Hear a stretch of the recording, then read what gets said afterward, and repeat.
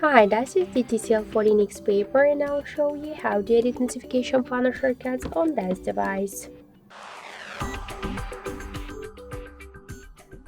So open first the control panel, and if you wanna remove some options from here or just add some new options or just to change their positions, we should click here to this edit icon, and just from this down section you could add some new options to your panel just by hold the icon and drag it to the subsection.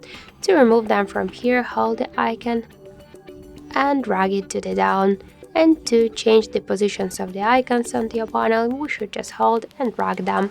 If you wanna just reset the changes, tap on the right upper corner here, or to save the changes, just tap to go back, and that's it.